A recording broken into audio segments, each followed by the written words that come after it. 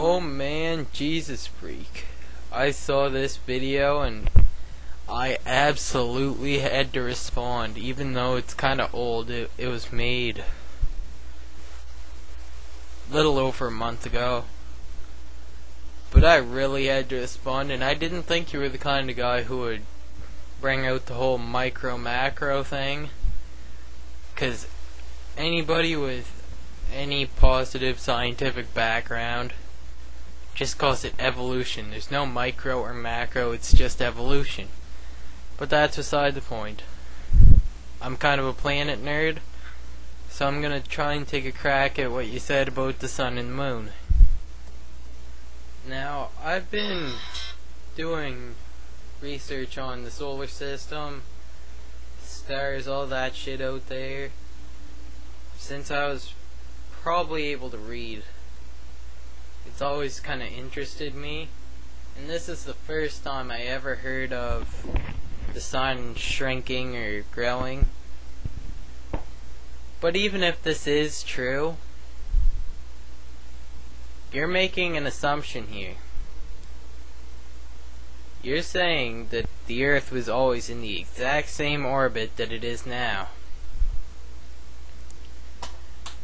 So how do you explain that since you say the sun would have been touching the Earth at one point, how did Venus and Mercury come around?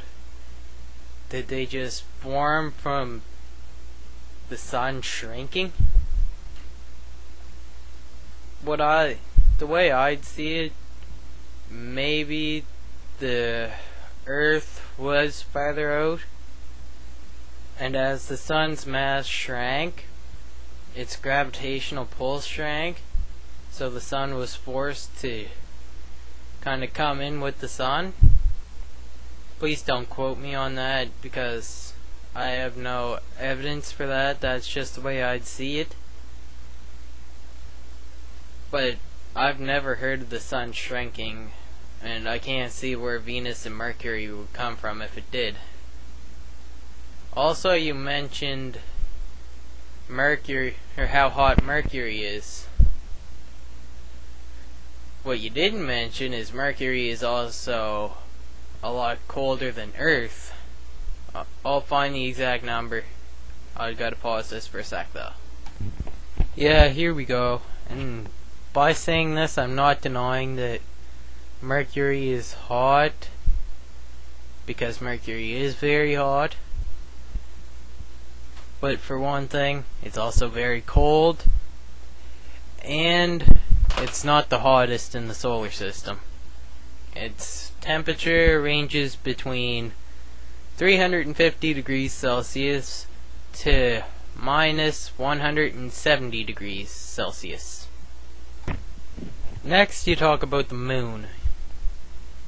The currently accepted theory about the moon is that it was created when a celestial object smashed into the Earth and a chunk flew off into space, which would also explain why it's still moving away. Here's an example. Say my hands are celestial objects. This one would be the Earth. If something hit the Earth and made something else smash off, it's not going to be coming closer. It's obviously going to be going like that. And just a little bit of information about the moon. Most of the scientific studies that have been done on the moon have been done from here.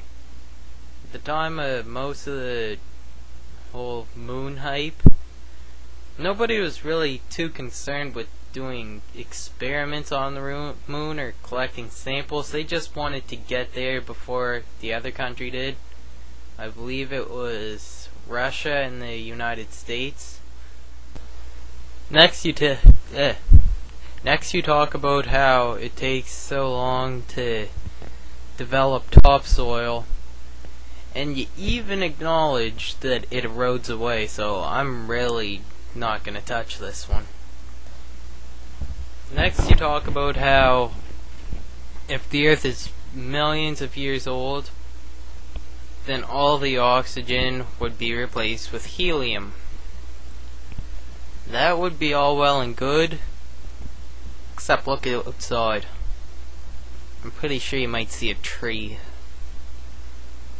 And I'm 100% sure you'll see some kind of plant. Plants produce oxygen. Probably evens out. I'm not a scientist yet, but I'd say it evens out. I'm still breathing.